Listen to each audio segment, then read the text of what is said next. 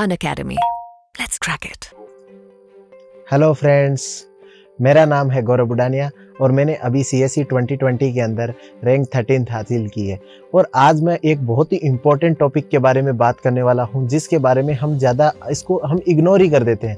और ये इतना इम्पोर्टेंट फैक्टर है ना, ये सबसे इम्पोर्टेंट फैक्टर है। यदि आप कम भी पढ़िए, लेकिन आप यदि मेंटली एकदम यदि वेल बीइंग है, तो आपके लिए जो कम पढ़ाई भी एक अच्छा रिजल्ट दे सकती है। वहीं पे यदि आप स्ट्रेसफुल सिचुएशन में हैं, तो आप कितना भी पढ़ लीजिए, उसका आपको रिजल्ट नहीं मिलेगा। तो आज जो हम टॉपिक डिस्कस करने वाले हैं कि जो ये CSE की तैयारी करते समय हमें मेंटल हेल्थ को किस तरीके से मैनेज करना है। तो let's start the today's topic. तो ये मेरे बारे में एक ब्रीफ इंट्रोडक्शन है। मैंने अभी CSE 2020 में 13th रैंक हासिल किया है। उससे पहले मेरा जो बैकग्राउंड रहा है, मैंने ग्रेजुएशन किया है, बीटेक किया है माइनिंग इंजीनियरिंग में IIT BHU से। मैंने फिर मास्टर्स किया है सोशियोलॉजी में और उसमें नेट भी क्वालिफाई किया है। उसके बाद मैंने RS 2018 के अंदर रैंक 12 हासिल किया था और जो गेट 2016 के अंदर मेरी ऑल इंडिया 80 रैंक थी। इसके आज का जो हमारा टॉपिक रहेगा, जिसमें ओवरव्यू है ये, कि जिसमें हम 3 पार्ट में इस टॉपिक को डिवाइड कर देते हैं। सबसे पहले तो ये जो स्ट्रेस है, हमारे ऊपर स्ट्रेस क्यों आता है, उसके बारे में हम चर्चा करेंगे। फिर हम स्ट्रेस मैनेजमेंट किस तरीके से कर सकते हैं। फिर ऐसी कौन कौन सी स्किल्स हैं, एकदम नॉर्मल जो डे टू डे लाइफ की स्किल्स हैं, जिनको यदि हम थोड़ा सा भी अपनी लाइफस्टाइल के अंदर इंक्लूड कर लेते हैं तो स्ट्रेस मैनेजमेंट अच्छे से कर सकते हैं। तो हम ओवरव्यू इन 3 टॉपिक पे करेंगे, ठीक है। इससे पहले मैं आपको एक इन्फॉर्मेशन देना चाहूँगा कि मेरी जो क्लासें हैं वो मैं प्लस कोर्स पे और फ्री लाइव क्लासेस अनअकैडमी की ऐप पे ले रहा हूँ। आप GB13 कोड का यूज़ करके मेरी क्लासेस का फ्री में एक्सेस कर सकते हैं और वहाँ से आप अपनी CSE प्रिपरेशन के बहुत सारे टिप्स एंड ट्रिक्स ले सकते हैं। उसके अलावा मैं आपको ये भी इंफॉर्मेशन बताना चाहूँगा कि जो टॉप एजुकेटर्स हैं, लाइक मृणाल सर है, प्रतीक नायक सर है, वो भी अनअकैडमी पे क्लासेस ले रहे हैं। तो आप इनकी क्लासेस एक्सेस करने के लिए अनअकैडमी की ऐप पे जा सकते हैं। तो आज का हम टॉपिक स्टार्ट करते हैं। सबसे पहले है कि ये सोर्सेज क्या हैं, कि कहाँ से हमारे पास स्ट्रेस आता है, या फिर हम कारण जानने की कोशिश करते हैं कि स्ट्रेस क्यों आता है। तो सबसे पहले कुछ साइकोलॉजिकल चैलेंज होते हैं, जिनको 4D के नाम से जानते हैं। ये 4D आदमी को परेशान करते हैं। आप अपनी लाइफ में इनको एक्सपीरियंस कर सकते हैं। जैसे पहला D है डिप्रेशन। आपको डिप्रेशन आता है, आपको बुरा लगता है। फिर दूसरा, आप डिस्टर्ब्ड होते हो। कोई आप बहुत ही एकदम लगन से कोई काम कर रहे थे, उस टाइम पे आपको डिस्टर्बेंस कर दे कोई आके, तो आपको बहुत ही एकदम ऐसे बुरा सा लगता है। वैसे ही डाइवर्ज हो जाते हो जब चीज़ों से। आप कुछ काम करना चाहते थे, डाइवर्ट हो गए, फिर आपको लगता है मुझे वो काम करना था, और ये भी फील आपको गिल्ट करवाती है। तो ये भी एक डिले। जब हम कोई भी काम करते हैं तो रिजल्ट के लिए डिले, या फिर आप सिंपल सा एग्जाम्पल ले लीजिए कि हम स्विगी पे यदि कोई ऑर्डर कर रहे हैं और वो यदि हमारे 10 मिनट भी लेट आता है, तो हम अंदर से परेशान होने लगते हैं। तो ये साइकोलॉजिकल चैलेंज है। कौन कौन सा? डिप्रेशन, डिस्टर्बेंसेस और डाइवर्जेंस और डिले। अब इनके बारे में थोड़ा सा हम डिटेल में बात कर लेते हैं। पहला, डिप्रेशन। डिप्रेशन क्यों आता है?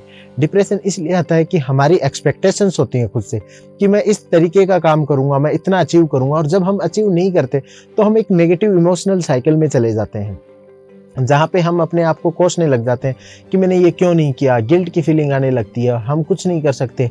जब एकदम आपकी सराउंडिंग पूरी नेगेटिव हो जाती है, तब आप जिस सिचुएशन में चले जाते हैं उसको डिप्रेशन बोलते हैं, ठीक है। उस डिप्रेशन से बचने के लिए क्या करना है? हमें हमेशा पॉजिटिव रहना है, एकदम वेलबींग। हर चीज़ में यदि कितनी भी घटिया से घटिया चीज़ है, उसमें भी हमें सोचना है कि हम क्या अच्छा कर सकते हैं, हमारे हाथ में क्या चीज़ है, हम क्या चेंज कर सकते हैं। सिचुएशन जितनी भी नेगेटिव हो, हमेशा पॉजिटिव रहना है। दूसरा है डिस्टर्बेंसेस। आपकी लाइफ में डिस्टर्बेंसेस आते हैं। वो डिस्टर्बेंसेस अलग अलग प्रकार के होते हैं। कुछ सोशल डिस्टर्बेंसेस होते हैं, आपके रिलेटिव्स ने आपको कुछ बोल दिया, आपकी फैमिली मेम्बर्स ने किसी ने आपको कुछ बोल दिया, तो उस चीज़ से आप क्या होते हो? डिस्टर्ब हो जाते हो कि यार ये मुझे क्यों बोला, ये तो नहीं बोलना चाहिए था। इसी तरीके से जब आप पढ़ रहे हो तो आपके दोस्त डिस्टर्ब कर सकते हैं, आपको किसी नॉइज डिस्टर्ब कर सकती है।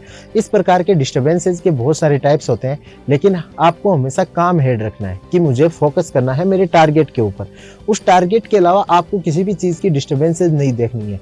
तो जैसे कि हम बोलते हैं कि एक चंदन का पेड़ होता है, उसके आसपास जहरीले सांप भी बहुत होते हैं, लेकिन चंदन हमेशा पवित्र रहता है। तो उसी तरीके से हमें भी क्या है ना, हमारा डिस्टर्ब नहीं होना। हमें लोग आएंगे, कुछ भी ताने भी मार सकते हैं कि तूने इतने साल में क्लियर क्यों नहीं किया। हमें बोल सकते हैं तूने तो 5 साल लगा दिए, 10 साल लगा दिए, जितना कुछ भी बोले, लेकिन हमें उनका एकदम कामली रिप्लाई करना है, और हम उनका रिप्लाई करेंगे जिस दिन हमारा रिजल्ट आएगा। तो किसी भी चीज़ से डिस्टर्ब नहीं होना। तीसरा है डाइवर्जेंस। डाइवर्जेंस किस चीज़ से होता है? शॉर्ट टर्म प्लीजर से। जब हम तैयारी कर रहे हैं तो हमें सब कुछ सेक्रीफाइस करना पड़ता है। बहुत अच्छे से तैयारी करने के लिए 2-3 साल तक हमें राजेंद्र नगर में रहना पड़ेगा, या फिर घर पे भी रहते हैं तो चारों तरफ से कनेक्शन काटने पड़ेंगे, एक रूम में रहना पड़ेगा। तो लेकिन उस टाइम पे हम क्या करते हैं, इतने सेक्रीफाइस करते हैं, लेकिन थोड़े से सेक्रीफाइस के बाद हम डाइवर्ट हो जाते हैं शॉर्ट टर्म प्लीजर की तरफ। जैसे कि कोई हमें पार्टी करनी है, कहीं पे घूम के आना है, या इस तरीके के जो छोटे छोटे जो प्लीजर्स होते हैं उनके लिए हम क्या कर देते हैं, हमारा जो बड़ा ऑब्जेक्टिव होता है उससे डाइवर्ट हो जाते हैं। फिर जब ये चीज़ हमें रियलाइज होती है 2 या 3 महीनों के बाद, या 6 महीनों के बाद, या जब हम पहली बार फेल होते हैं, तब हमें ये चीज़ रियलाइज होती है कि हमारा तो फोकस वो था, हमारा तो टारगेट वो था, और हम इन चीज़ों की वजह से डाइवर्ज हो गए। तो ये चीज़ हमारे अंदर गिल्ट पैदा करती है। जो भी नए स्टूडेंट अब तैयारी करने वाले हैं, तो मैं उनको ये चीज़ पहले से बता दूं कि सब स्टूडेंट के साथ ये डाइवर्जेंस की सिचुएशन आती है। वो कहीं ना कहीं शॉर्ट टर्म प्लीजर के पीछे भागने लगते हैं, उसकी वजह से उन्हें बहुत बुरा लगता है। फिर चौथा है डिले।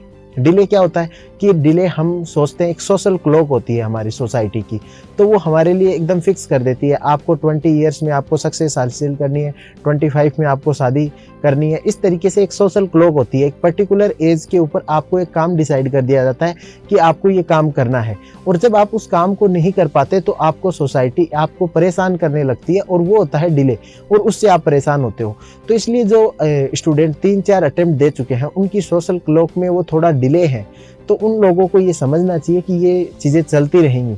सब कोई जल्दी सक्सेस हासिल कर सकता है, कोई बाद में कर सकता है। इस चीज़ से बिल्कुल नहीं घबराना। जिस दिन सक्सेस आप हासिल कर लोगे, क्लॉक आपके हिसाब से चलने लग जाएगी।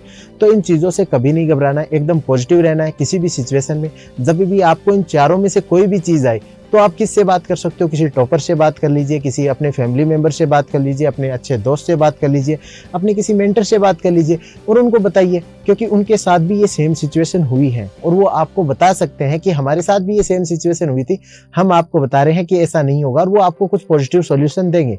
तो आप हमेशा अपने अंदर की जब बात को आप किसी को बताओगे, तो आपको अल्टीमेटली खुद भी सॉल्यूशन मिल जाएगा। तो ये पहला हमारा था कि सोर्सेज ऑफ स्ट्रेस में हमने देखा कि कुछ जो चैलेंज आते हैं साइकोलॉजिकल, उसकी वजह से स्ट्रेस आता है। दूसरा होता है कि हमने जो लाइफस्टाइल है उसको एकदम अनबैलेंस्ड कर लिया है। जो हमारी ईटिंग हैबिट्स है उसके अंदर इतना चेंज आ गया है मॉडर्नाइजेशन के कारण, तो हम जो स्ट्रेस है उसके लिए एकदम फिट है ही नहीं बायोलॉजिकली। तो ईटिंग हैबिट्स में क्या चेंज आ गया? पहला तो हमारा जो स्लीप पैटर्न है वो चेंज हो गया। हम रात को 2, 3, 4 बजे तक सोते हैं, तो फिर क्या करते हैं, हम रात को कुछ ऑर्डर कर रहे हैं खाना, फिर रात को कॉफ़ी ले रहे हैं। इस तरीके से जो ईटिंग हैबिट्स हैं उनको बिल्कुल हमने ख़राब कर लिया है। जो हमारा ब्रेकफास्ट होना चाहिए था वो अब लंच बन गया है, लंच होना चाहिए था वो डिनर बन गया है।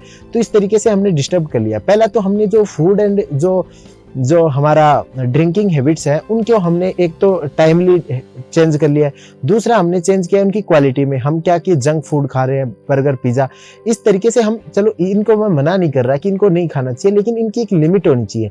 तो उन लिमिट से ज़्यादा यदि हम खा रहे हैं तो वो हमारी जो बैलेंस्ड लाइफ है उसका एक एग्जाम्पल है। इसी तरीके से हम दूसरा है कि फिजिकल एक्टिविटी बिल्कुल भी नहीं करते, हम वॉक पे नहीं जाते, क्योंकि हमें ज़्यादा पढ़ना होता है। तो हम सोचते हैं कि जो वॉकिंग का टाइम है या फिर जो फिजिकल एक्सरसाइज या जो भी मेडिटेशन करने का टाइम है, हम उसको किस में लगाना चाहते हैं? पढ़ाई में लगाना चाहते हैं, ताकि जल्दी से जल्दी हमारा सिलेबस कवर हो सके। इसलिए हम क्या करते हैं कि फिजिकल एक्टिविटीज़ को कम टाइम देते हैं, लेकिन उस फिजिकल एक्टिविटीज़ को कम टाइम देने की वजह से हमारा बायोलॉजिकल जो बैलेंस है वो बिगड़ जाता है, और हम फिर किसी भी स्ट्रेस को हैंडल करने की सिचुएशन में नहीं होते। तो ये अनबैलेंस्ड लाइफस्टाइल के भी दो जो सब कैटेगरी है कि एक तो ईटिंग सही नहीं कर रहे, फिर जो फिजिकल एक्सरसाइज भी अच्छे से नहीं कर रहे, तो इसकी वजह से भी स्ट्रेस हमारे बॉडी के अंदर जनरेट होता है। फिर मिसमैनेज्ड लाइफ स्किल, ये अगला पॉइंट है जिसके कारण स्ट्रेस आता है। मिसमैनेज्ड लाइफ स्किल के अंदर हम क्या समझते हैं कि हम लाइफ को बहुत सीरियसली लेते हैं कि हमने ये नहीं किया तो, लेकिन हमें इतना सीरियसली नहीं लेना चाहिए लाइफ में। यदि हम सीएससी में फेल होते हैं तो हमारे लिए कोई दूसरी अपॉर्चुनिटी वेट कर रही है, क्या पता हम वहाँ ज़्यादा अच्छा कर पाए। यदि अब सोचिए कि एग्ज़ाम क्यों लेते हैं हमारा, इसलिए लेते हैं कि हमारा एप्टीट्यूड और एटीट्यूड इस एग्ज़ाम जैसा है या नहीं। यदि हमें कोई बोल रहा है कि हमारा एप्टीट्यूड इस एग्ज़ाम जैसा नहीं है, तो हमें खुश होना चाहिए कि हम एक गलत जॉब में जाने से बच गए। तो ये हमारा हर चीज़ को लेके, लाइफ को लेके एटीट्यूड है कि हम क्या है। अब जैसे कि 2 एग्जाम्पल हैं कि आपका एक आधा गिलास पानी का भरा हुआ है, उसको कोई ये भी देख सकता है कि ये आधा भरा हुआ है, कोई ये भी देख सकता है कि ये आधा खाली है। तो इसी प्रकार से मानिए आपका एक एक्सीडेंट हो गया, तो आप ये भी दुख मना सकते हो कि मेरा एक्सीडेंट हो गया, क्यों हुआ, ऐसा क्यों हुआ, मेरी टांग क्यों टूट गई। इस तरीके का नेगेटिव एटीट्यूड भी रख सकते हो। एक पॉजिटिव एटीट्यूड रखने वाला यही सोचेगा, अच्छा रहा, एक्सीडेंट होने के बाद भी मैं बच गया। इस प्रकार से हमें लाइफ स्किल सीखनी है, हमेशा एक पॉजिटिव एटीट्यूड होना चाहिए। कितना भी, जैसे कि आपका एक टेस्ट में नंबर कम आ गया, तो आप ये सोचिए कि अगले में अच्छा लाऊंगा, मेरे को 5 गलतियां पता चल गई इस टेस्ट में, तो अगले में वो नहीं करूंगा, इंप्रूवमेंट हो जाएगा। चलो मानो कि आपका 5 टेस्ट का रिजल्ट भी नेगेटिव आ गया, तो आप तो और मोटिवेट हुए कि मुझे और मेहनत करनी है, और मेहनत करनी है, उस चीज को नेगेटिव साइकिल के अंदर नहीं जाना।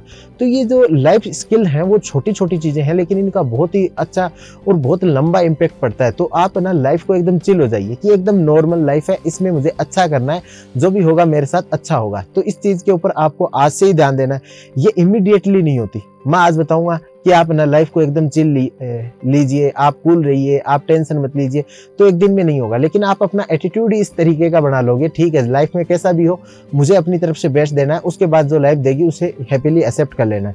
तो इस प्रकार का एटीट्यूड टाइम के साथ डेवलप होगा, और वो आपको आगे जो प्रिपरेशन में बिल्कुल स्ट्रेस नहीं आने देगा। यदि जब आपकी प्रिपरेशन में स्ट्रेस नहीं आएगा ना, तो आपकी एफिशिएंसी बहुत शानदार रहती है। जब आपकी एफिशिएंसी अच्छी रहेगी ना, तो 6-7 घंटे की पढ़ाई से भी आप ना बहुत अच्छा परफॉर्म कर लोगे।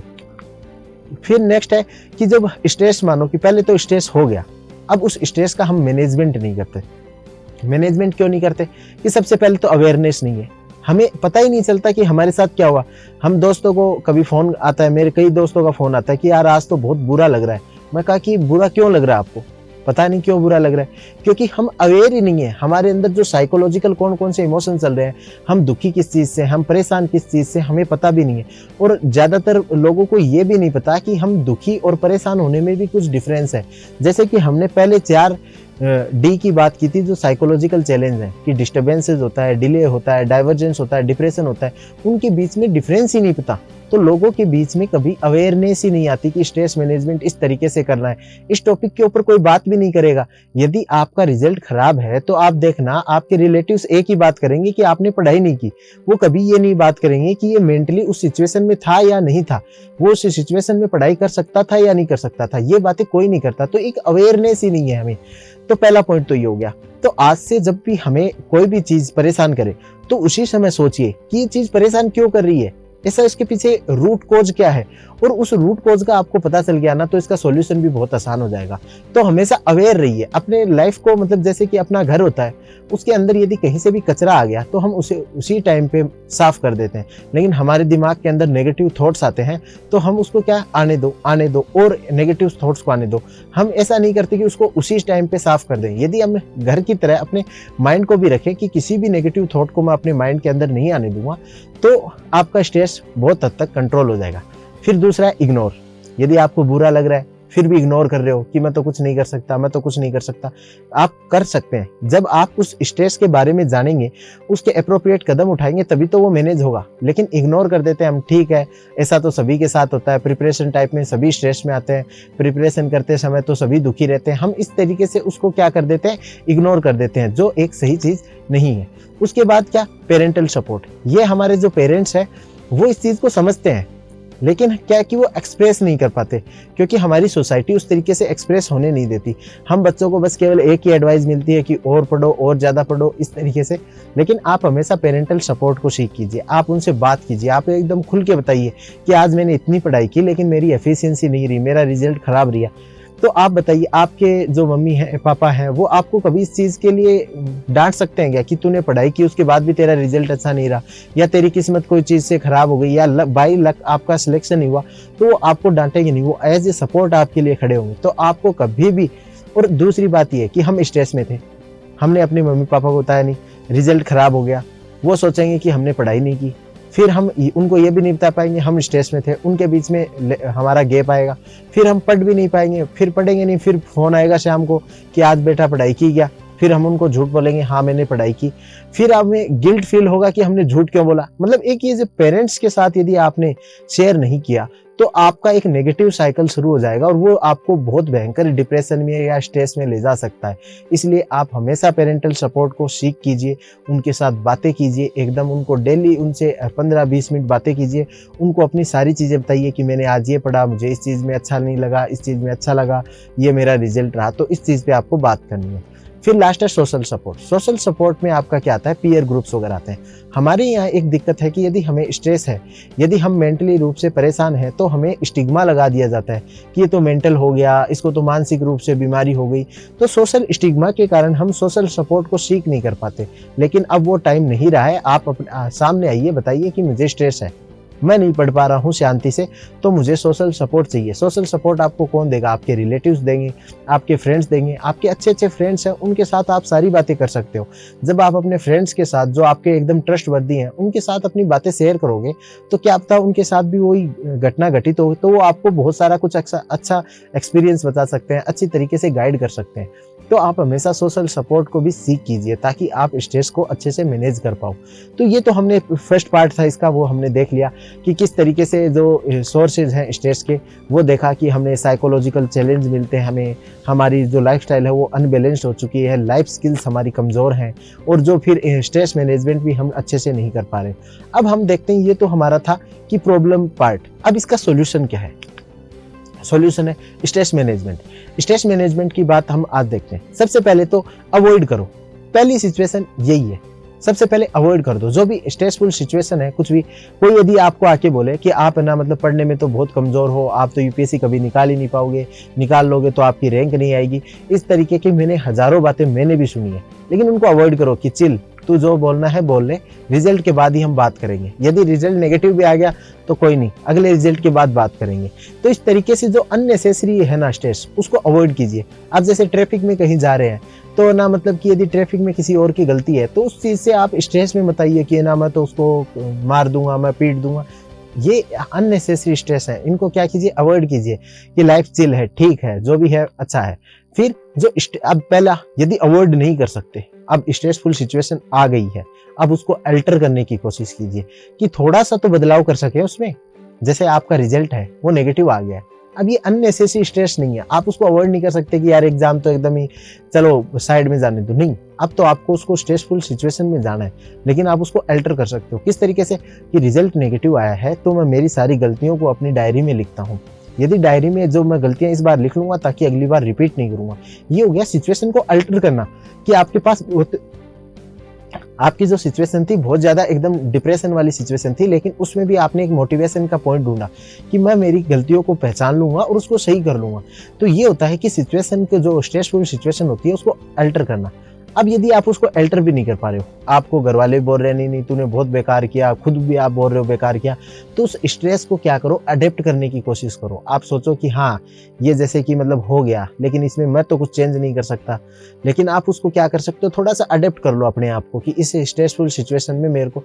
तो ये जनरली मैं करता था कि जब मुझे पता होता था कि इस तरीके का स्ट्रेस आएगा, तो जैसे एग्जाम का रिजल्ट आने से पहले मैं ये लिख लेता था कि यदि मैं एग्जाम के अंदर फेल हो गया तो ये 5 चीज़ें मुझे ध्यान में रखनी है कि ये मेरा अडेप्ट करूँगा स्ट्रेस को किस तरीके से। ये 5 चीज़ मैं कि ना मैं थोड़ी देर बैठ के मेरी गलतियाँ रियलाइज़ करूँगा, मैं अपने अच्छे दोस्तों से बात करूँगा, मैं बाहर घूमने चला जाऊँगा, मैं खाना खाऊँगा।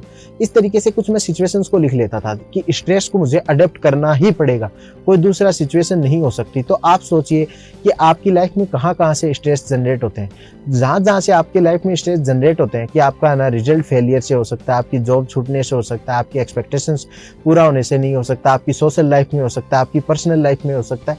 तो आप सोचिए कि आपकी पर्सनल लाइफ में जो आपका स्ट्रेस का कारण है, यदि वो हो जाए तो आप किस तरीके से अडेप्ट करोगे। 5 बातें पहले से लिख के रखिए, क्योंकि जब स्ट्रेस वाली इवेंट होती है उसके बाद दिमाग काम नहीं करता कि मैं उसको किस तरीके से अडेप्ट करूं। तो तीसरी स्ट्रेटेजी जो है कि स्ट्रेस को अडेप्ट करना है, उसके लिए आप पहले से डायरी के अंदर लिखिए कि ऐसा स्ट्रेस आएगा तो मैं इसको इस तरीके से अडेप्ट करूंगा। उसके बाद जो लास्ट चीज है, अब आप ना चेंज भी नहीं कर सकते, अब मतलब कि अपने कोई अननोन ही स्ट्रेस आ गया, जैसे किसी फैमिली मेंबर की डेथ हो गई या कुछ ऐसा स्ट्रेस जो आप पहले से सोच भी नहीं सकते और उनको अडेप्ट भी नहीं कर सकते, उन चीज़ों को आप एक्सेप्ट कर लीजिए कि मैं इस चीज़ को चेंज कर ही नहीं सकता। अब मानिए कि आपका कोई बहुत ही नियर एंड डियर है, उसकी डेथ हो जाती है, तो आप उसको क्या कर सकते हो? आपको एक्सेप्ट करना पड़ता है, क्योंकि आप उसको चेंज नहीं कर सकते। फालतू में उसका स्ट्रेस लेने से आपको कुछ ज़्यादा फायदा भी नहीं होगा, तो इसलिए आप उन चीज़ों को एक्सेप्ट कीजिए। तो स्ट्रेस मैनेजमेंट हमने देखा 4 स्टेप की एक प्रोसेस है, जिसमें सबसे पहले हमें अवॉइड करना है कि जितने से ज़्यादा हो सके स्ट्रेस वाली सिचुएशन को अवॉइड कर दो। यदि अवॉइड नहीं कर सकते, उसके अंदर थोड़ा चेंज लेके आओ, उसको अल्टर करो। यदि अब अल्टर भी नहीं कर पाए आप स्ट्रेस सिचुएशन को, तो आप पहले से तैयार रखो कि ऐसी सिचुएशन आएगी तो मैं किस तरीके से एक्सेप्ट करूंगा, अडेप्ट करूंगा उस सिचुएशन को।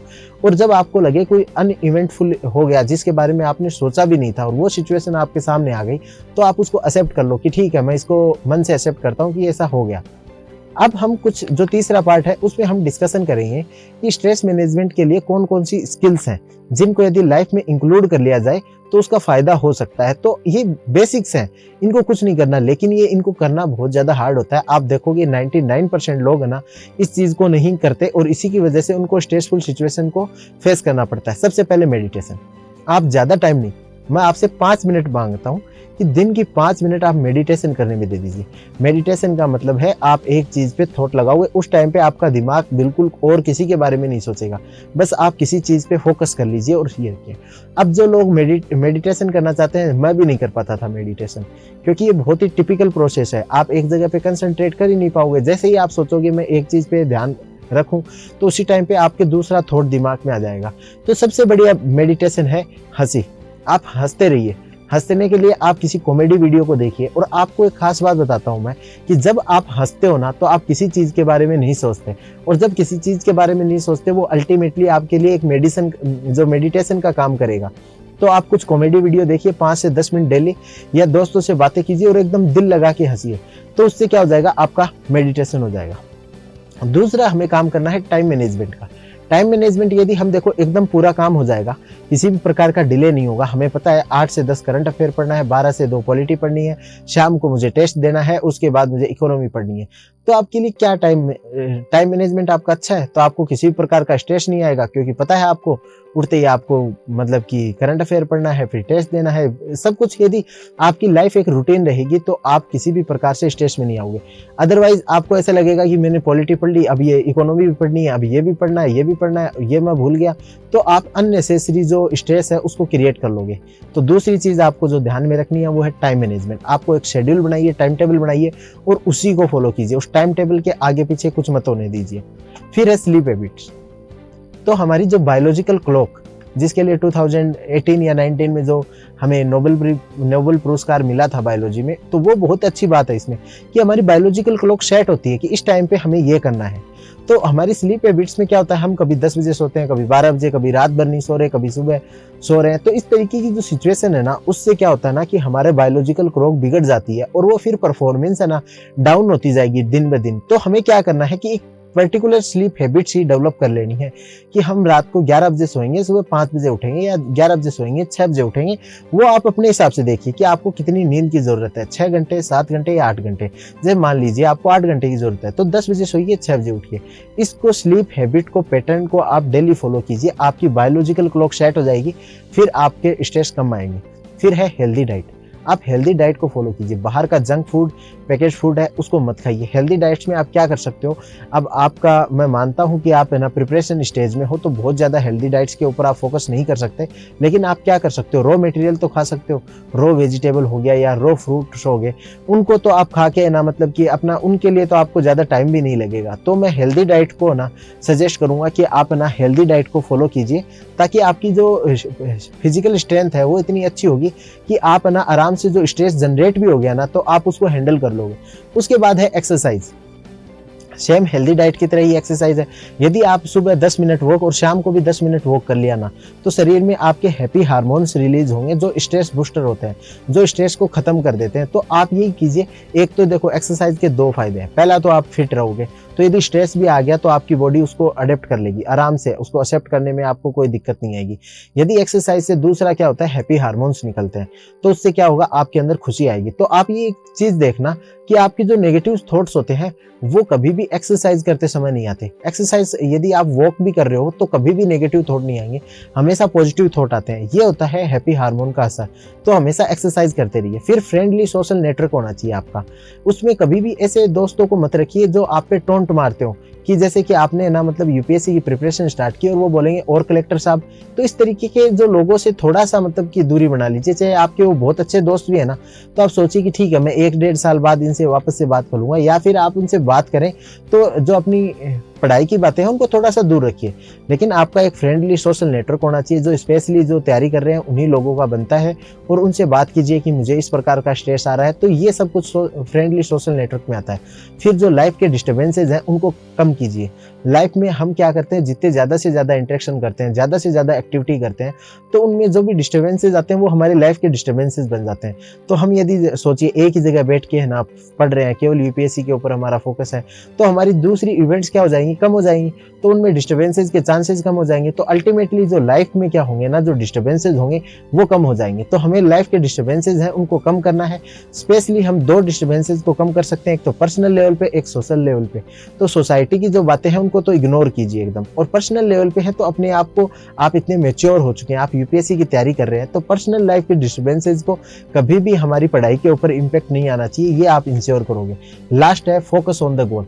आपका टारगेट ही इतना ब्यूटीफुल होना चाहिए ना कि दुनिया में कोई दूसरी चीज दिखे नहीं। और यूपीएससी से ब्यूटीफुल टारगेट क्या होगा आपका।